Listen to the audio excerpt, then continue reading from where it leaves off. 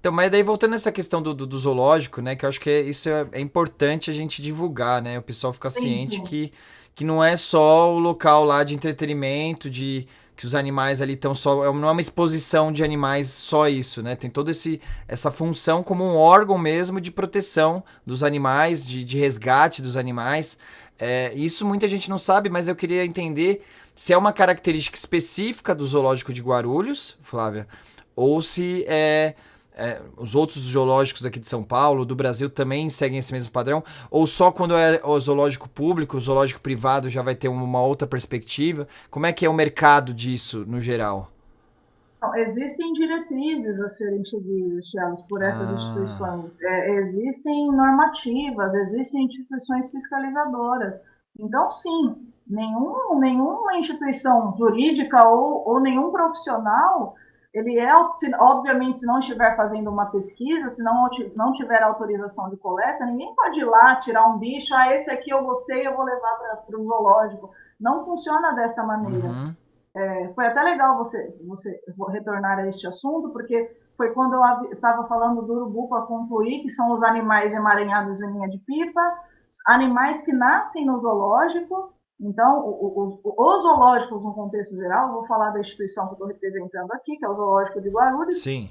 ele reproduz animal em cativeiro para colaborar com os bichos que estão ameaçados de extinção, que têm a sua sobrevivência ameaçada em vida livre, por Uhum, conta do desmatamento, por conta da captura para abastecimento do comércio ilegal, do tráfico. Então, uhum. por exemplo, uma das nossas espécies lá é o sagui da serra escuro, nome científico Calitrix aurita, auritinha ou caveirinha, que muitos conhecem por esse nome. Esse bichinho, tal qual diversas outras que nós temos lá, é um animal endêmico do nosso país. O que é o endemismo?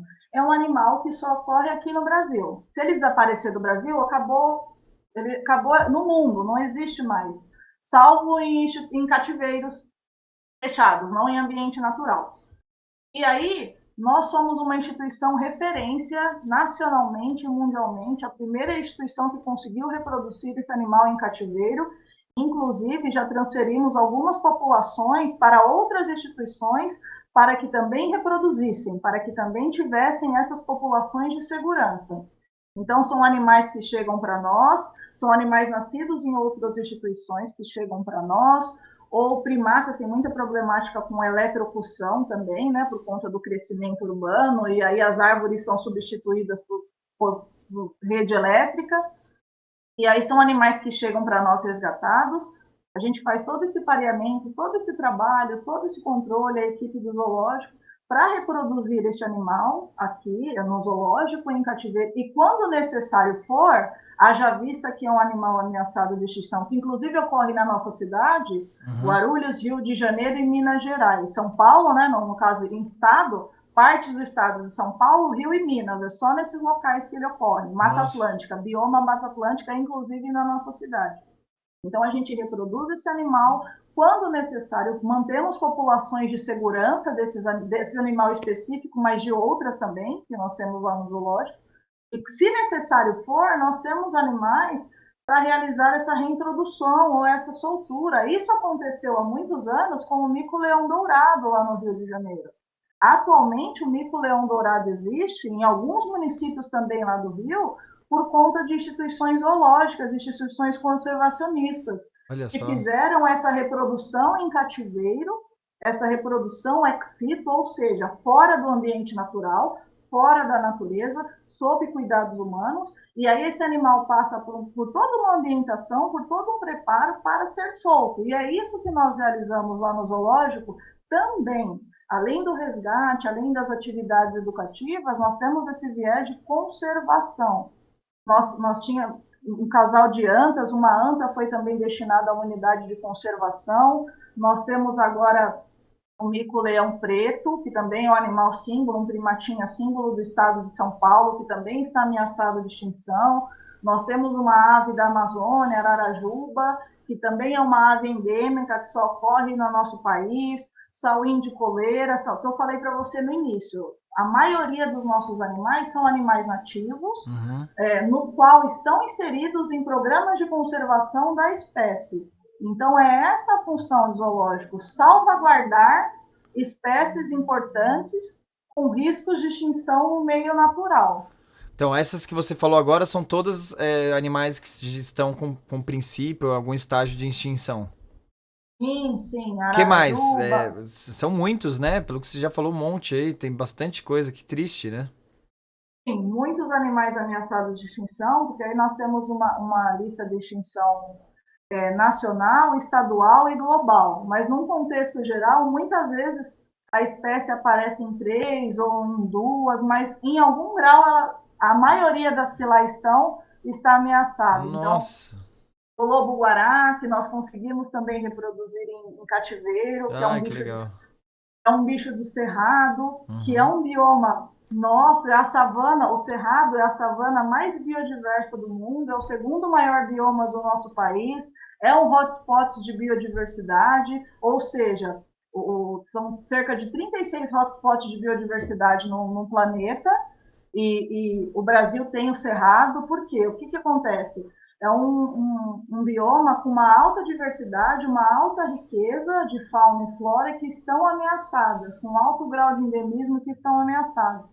Então, assim, nós temos o guardião do cerrado lá, que é o lobo-guará, que Uhum. também, o lobo-guará, você vê que ele faz parte da fofofauna, não daqueles animais que são hostilizados pelas pessoas. Entretanto, o lobo-guará está presente nas historinhas infantis. Sim. Então, quando nós atendemos as escolas com a faixa etária mais baixa, eles sempre perguntam: esse que é o lobo mau, esse que comeu os 3 porquinhos e tudo É. mais. E aí a gente também tem que fazer esse trabalho de desmistificar.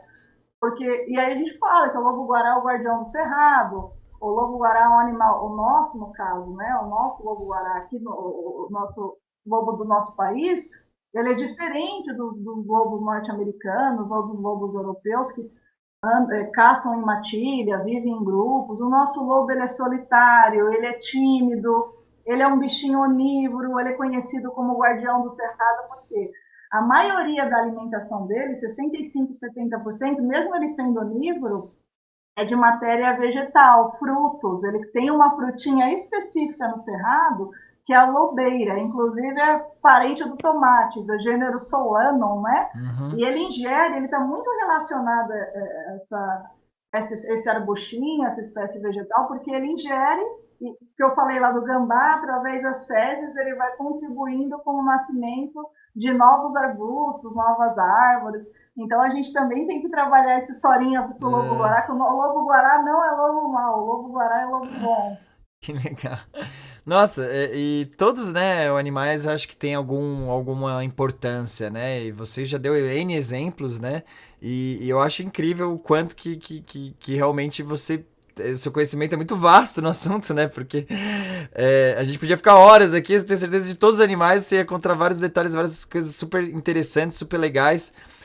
Eu acho que o Zoológico de Guarulhos tem que criar um canal para você fazer um Discovery Channel aí do Zoológico de Guarulhos. Que, meu, eu tô aprendendo aqui mais. E olha que eu gosto bastante. Eu assisto muito Animal Planet, muito Discovery Channel. Mas você tá dando uma aula e tá aprendendo o dobro do que tudo que eu já ouvi aqui só em um único bate-papo. Parabéns. Isso daí que eu acho incrível, né? Faz parte um pouco do que a gente conversou, né? Desse prazer do que você faz, essa paixão que você tem. Isso é nítido, né? Conversando com você. Mas eu não quero mudar de assunto, não, porque eu tenho muitas curiosidades que eu quero saber. Vou aproveitar aí o momento. A questão do zoológico que a gente estava conversando. Você falou da questão dessa parte de preservação, né? Dos animais de extinção. Mas também tem aquela parte de você, às vezes, devolver o animal para a natureza também, né? Vocês chegam a fazer isso ou não? É só realmente resgatar quando eles estão feridos, alguma coisa do tipo? Não, nós trabalhamos com o resgate, a reabilitação e a soltura. E o resgate nós trabalhamos também concomitante com a GCM ambiental do município. Nós Ah, legal. recebemos animais resgatados de diversas instituições. Então é muito comum, muitas vezes, os visitantes avistarem viatura da Polícia Militar, Polícia Militar Ambiental, GCM Ambiental, IBAMA e demais órgãos fiscalizadores que justamente resgatam o animal Uhum. e levam lá para o zoológico. Além disso, a nossa equipe também treina anualmente, realiza um treinamento com a GCM Ambiental do município, Ai, que justamente legal. para isso, para eles também colaborarem nesse resgate e levarem, avaliarem o animal, se o animal estiver apto para soltura, eles fazem essa realocação do bicho, né, do ambiente urbano, do interior de uma residência, Mas ou vocês eles treinam a levam. GCM? Vocês treinam a GCM? Perfeito, Ai, que legal. nós realizamos esse treinamento, o manejo, essa parte de conhecer o nosso plantel, função de zoológico, toda essa parte de contenção de animais e transporte. Então, eles têm turmas anuais que passam pelos funcionários lá, pela nossa equipe, a gente compartilha assim o pouco do conhecimento que temos, e aí eles propagam isso e levam os animais para lá, e aí assim, nós reabilitamos os animais. Quando não reabilitados, muitos ficam conosco, e só que nós também temos um sucesso muito grande na reabilitação de animais. Então, a soltura lá no zoo ela é periódica, semanalmente, Ah, é? se não, talvez se não diariamente, mas pelo menos de 2 a 3 vezes por semana, existe uma equipe que também sai para fazer essa soltura em áreas aqui do município, área mais afastada de áreas residenciais, né? E aí essa parte de carreira e tal, sempre tem mensalmente lá estagiários, então a nossa equipe, biólogos, tratadores, médicos veterinários e demais funcionários, a gente sempre está assistindo estagiários de diversas áreas, de ciências biológicas, medicina veterinária e zootecnia, e eles participam de tudo isso também. Mas Legal. sim, respondendo a sua pergunta, nós realizamos o trabalho de soltura também, resgate, reabilitar e soltar, quando os animais apresentam condições para tal, quando estão aptos, Uhum. nós realizamos esta soltura. Meu, que legal. E eu vejo que esse trabalho de conscientização de vocês é muito forte, né? E aí eu queria que você aproveitar, né? Querendo ou não, essa é um meio de comunicação também, né? É uma oportunidade legal pra gente também. Não só, né, o pessoal entender qual que é o dia a dia da sua carreira aí como bióloga, né? Acho que isso daí inspira as pessoas de falar, putz, eu também quero fazer isso pra minha vida. Então, por isso que esse bate-papo é super legal. Mas também entender a importância dessa profissão, né? E aí, nesse sentido, e também a gente fazer a nossa parte de apoio, né? De a tentar ajudar a conscientizar também como um meio de divulgação. Então, nesse sentido, eu queria que você falasse de uma forma mais detalhada na realidade do nosso dia a dia, né? Da gente aqui de Guarulhos, eu sou de São Paulo também, né? Dessas áreas urbanas, dessa região aqui que você conhece muito bem, né? Já que você trabalha aqui. Eu sou da zona norte de São Paulo, eu tô próximo aqui a Guarulhos, né? Então eu tô próximo aqui do Horto. Aí eu queria que você detalhasse um pouquinho quais são os animais que realmente que a gente tem o risco de encontrar, que isso acontece diariamente, né? Você é um exemplo disso, a GCM, né? Resgata muitos animais, às vezes, que são vistos e tal. Nessa nossa região, né, que tá próxima à Cantareira, que tal, aqui em São Paulo, no sentido geral, quais são os animais possíveis que a gente possa encontrar silvestres? Quais os cuidados principais que a gente tem que ter? Quais são os animais de extinção que a gente pode, né, que a gente tem que tomar mais cuidado ainda? Quais seriam a partir do momento que eu encontro o animal, qual a recomendação que você dá de eu ligar para a GCM, ligar para o zoológico, o que eu deveria fazer? Você consegue dar uma geral nisso para a gente ensinar mesmo, aproveitar essa oportunidade? Sim, claro. Bom, primeiramente, Tiago, vai depender muito do local que a pessoa reside, né? O Certo. aparecimento de determinadas espécies. Mas num contexto e também da sazonalidade, Hum. ou seja, qual o período do ano? Porque, por exemplo, agora primavera, verão, muitos animais aproveitam para se reproduzir. Eles saem em busca de alimentação, como eu citei para você. O clássico agora, nesta época, é o gambá. Até fevereiro, março, época é muito comum o encontro Caramba. com gambá. E aí, as pessoas, ele invadiu a minha casa. Na semana passada, a nossa equipe de manejo de fauna em vida livre foi orientar um munícipe porque um gambá invadiu a minha residência, e nós fomos lá para orientá-lo e tal, e realmente tinha um gambá na casa dele, estava a 6 metros de altura, e no momento não havia o que fazer, porque a casa desse senhor, ele reside numa área de conservação, né? Inclusive é o bairro, não sei, Recreio São Jorge, aqui em Guarulhos. Certo. É próximo a uma área de conservação, ao Parque Estadual da Cantareira, ao Núcleo Cabo Sul. E não é porque ele está lá, porque o gambá ele já está bem antropizado, assim, ele está bem acostumado com o ser Já tá humano. acostumado com a Mas, bagunça, com o barulho, né? mas por que isso, Tiago? Num contexto geral, nós costumamos dizer que quando o ser humano oferece os 3 As para o animal, ele pode ficar. Quais são esses 3 As? Alimento, abrigo e água. Então, acontece muito isso. Eu tenho um animal de estimação, cão ou gato, e o frasquinho lá com a ração, a aguinha, fica durante todo o período, tanto diuturno, dia e noite, do lado de fora, no quintal e tal.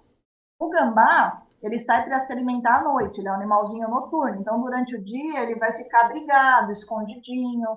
E aí, como eu comentei anteriormente, ele é um bicho onívoro. Se ele tiver a disponibilidade da ração, ele vai em busca da ração. Ele vai se alimentar da ração. O animal, para ele, é assim: por que eu vou dispensar energia forrageando, ou seja, procurando alimento na mata, se está fácil para mim aqui? Eu Sim. vou poupar a minha energia para destiná-la para uma reprodução, para uma defesa contra um possível predador, se for uma fêmea para cuidar dos filhotes.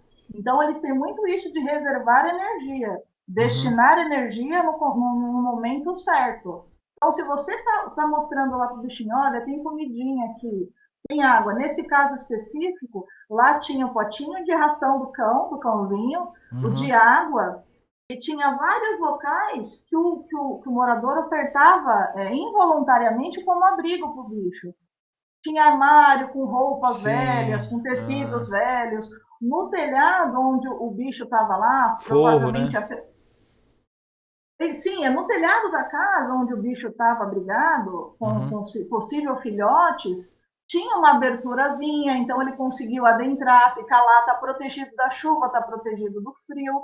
Então, assim, basicamente, para você evitar esse encontro com animais, e vai depender do animal, tá? Mas basicamente é você não oferecer os 3 As para o animal. Não deixar Abrigo, visível ou exposto, pelo menos, né? Tipo, tomar bastante perfeito. cuidado quanto a isso.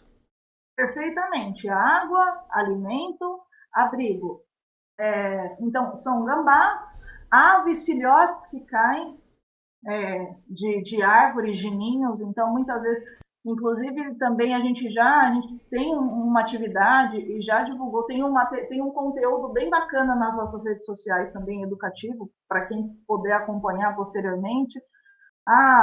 Em que momento eu devo levar a ave? Então, se tem um predador, se está num ambiente muito exposto. Se for filhote, geralmente as pessoas conseguem, né, acondicioná-la num frasco e levar para nós.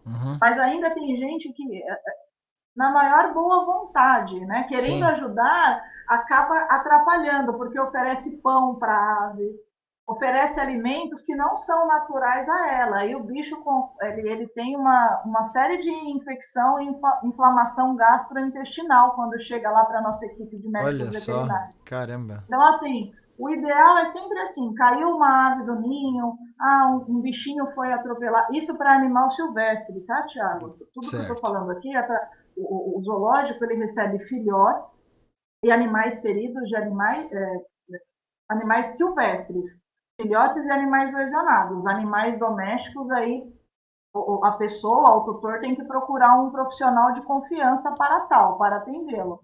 Mas Perfeito. todo esse primeiro socorro para animal silvestre aqui na nossa cidade é para filhotes de aves no contexto geral, filhotinhos de gambá e animais atropelados. Animais acidentados com a linha de pipa, emaranhados com a linha de pipa, nós também recebemos bastante.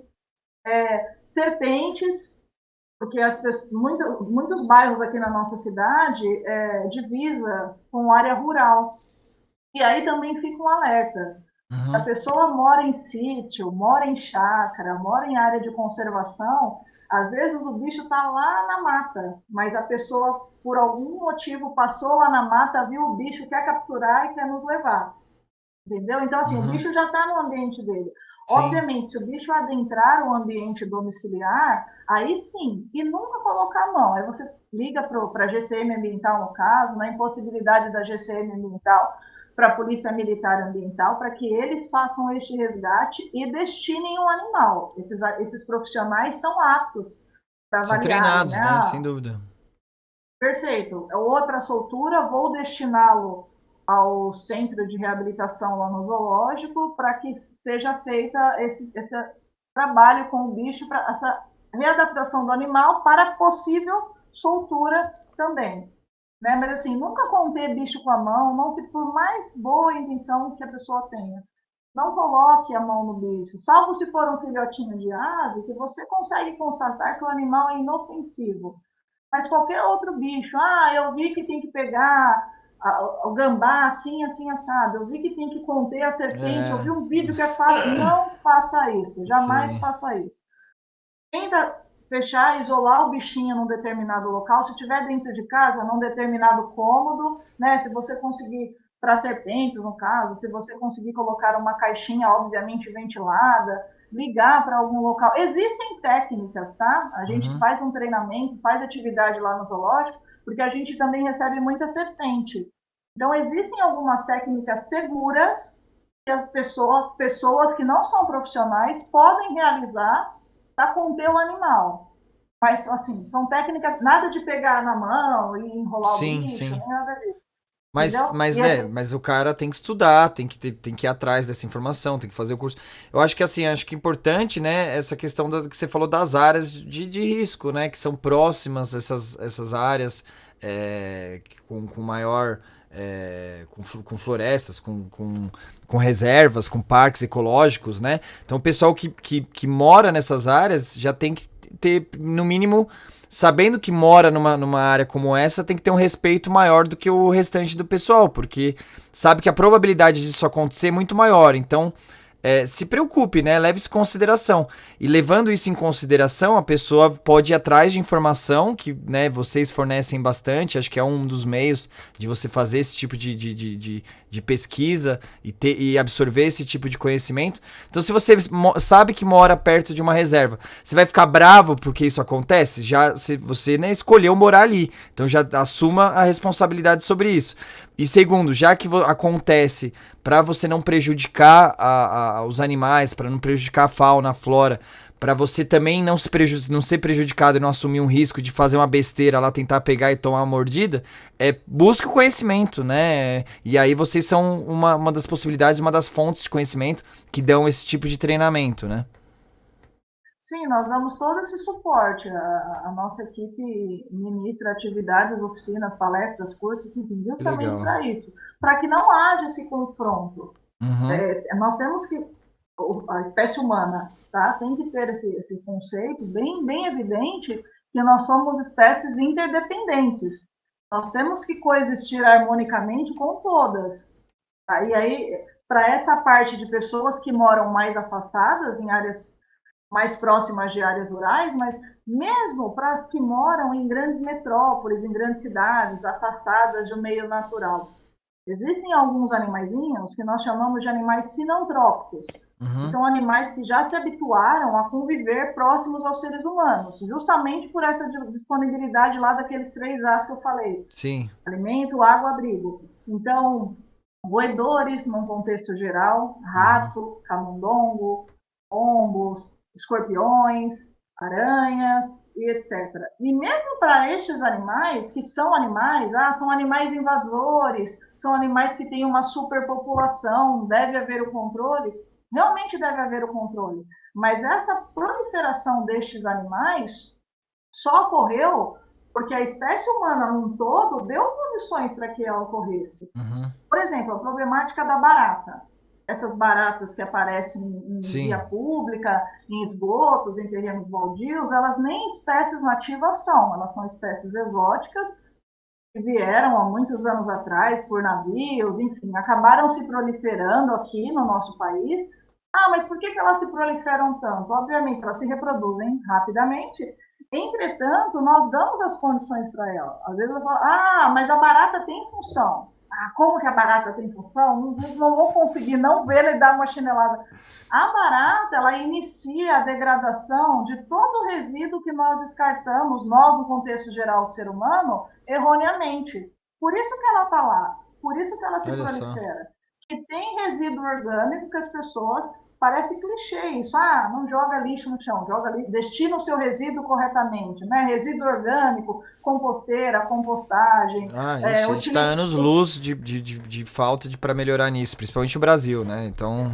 perfeitamente, destinar os resíduos, os recicláveis, enfim. Uhum. Então, quando ocorre essa proliferação, é porque também, por mais assim repulsivo que alguns animais possam parecer, só tá, mais uma vez, só está tendo esse desequilíbrio de determinada espécie porque a espécie humana como um todo deu estas condições para o animal. Uhum. E aí, Tiago, perceba que é uma reação em cadeia. Aí tem um outro animalzinho que também agora é época.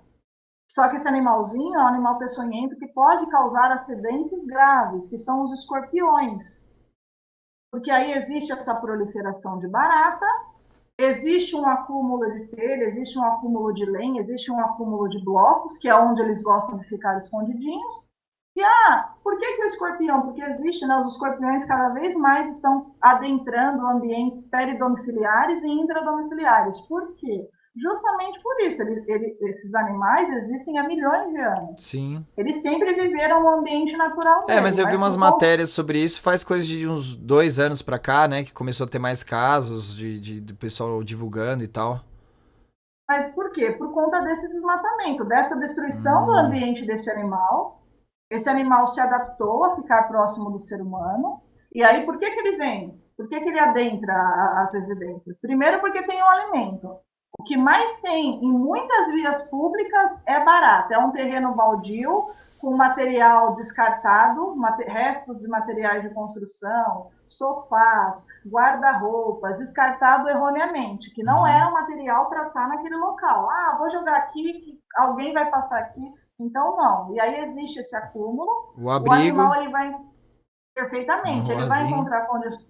ele vai encontrar condições, ele vai encontrar o alimento, que escorpiões eles são carnívoros lá na natureza, eles vão comer um gafanhoto, eles vão comer vários bichinhos, mas Uhum. aqui são as condições. Vou poupar energia. Existe uma proliferação de barata, é esse bichinho que eu vou me adaptar, que vai ser o meu prato É a principal. fartura, né? É a fartura. Tem um, né, um dos principais instintos de qualquer animal é sobreviver. Para ele sobreviver, o alimento é o que ele tem que buscar todo dia. Se ele vê a fartura ali, automaticamente atrai, né? Acho que é tranquilo, é meio lógico isso, né?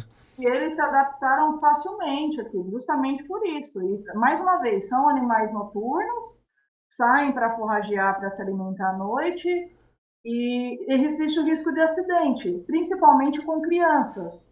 Então, às vezes, ele está dentro de um sapato, está na fronha de um travesseiro, no lençol de uma cama, na toalha de banho, atrás de um móvel, que eles ficam, durante o dia, eles ficam quietinhos, abrigados. Os escorpiões, eles não são animais agressivos, eles são animais tranquilos. O acidente com o escorpião ocorre quando você, por exemplo, vai calçar um sapato, um tênis, etc. Ele está lá abrigado, Sim. quietinho, você não o Você viu, cutuca ele ali, calçou né? Sim. perfeitamente. Para ele, ele entende que é um predador. E aí, ele, Uhum. É, naturalmente, ele sim. vai se É, ele defender. fica acuado, né? Você coloca ele no sapato ali, ele vai ser acuado, ele vai atacar. Aproveitando, até vou fazer uma pergunta aqui do chat. O Luiz aqui perguntou. A gente tava falando de animais que são. Que vieram de fora, né? A gente exemplificou já alguns. Você comentou da abelha. Teve. Qual foi o outro que a gente falou também? Teve a abelha, que são africanas. Porque o javali é uma espécie invasora. Em alguns estados, aqui no nosso país, em alguns estados, a caça é autorizada do javali, Caramba. especificamente do javali, tá? Porque a caça no Brasil é proibida. Sim. Mas o impacto do javali chegou-se a tal ponto que existe essa autorização em alguns estados para a caça deste animal.